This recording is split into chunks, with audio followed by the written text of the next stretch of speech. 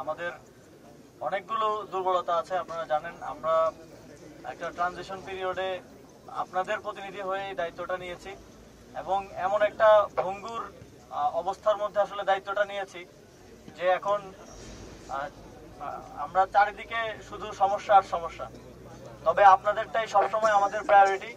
আপনারা দেখেছেন শহীদদের জন্য ইতিমধ্যে ঘোষণা হয়েছে এবং সেগুলোর বাস্তবায়ন দৃশ্যমান আছে, কিন্তু আপনাদের জন্য, আহতদের জন্য আমরা বিশেষ কিছু করতে পারিনি। বারবার যতবারই ক্যাবিনেট মিটিং হয়, প্রতি বৃহস্পতিবার ক্যাবিনেট মিটিং হয়, আমাদের অন্যতম একটা এজেন্ডা থাকে এটা।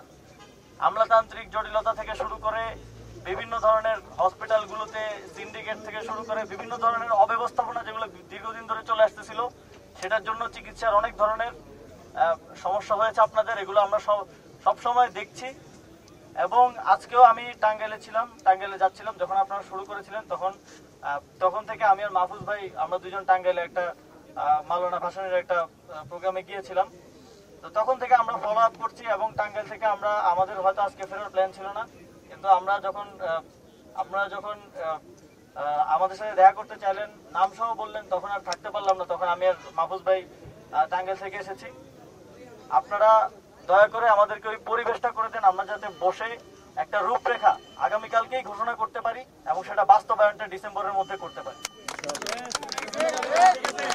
এবং বাস্তবায়নটা আমরা করব না, বাস্তবায়নটা আপনাদের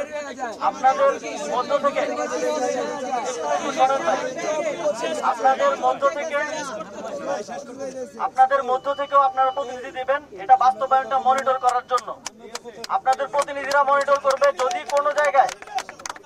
যদি কোনো জায়গায় কোনো কাজে অবহেলা হয়, আপনাদের প্রতিনিধিরা যেটা করতে বলবে আমাদেরকে, যদি কাউকে সরানোর প্রয়োজন পড়ে, যদি কাউকে নতুন দায়িত্ব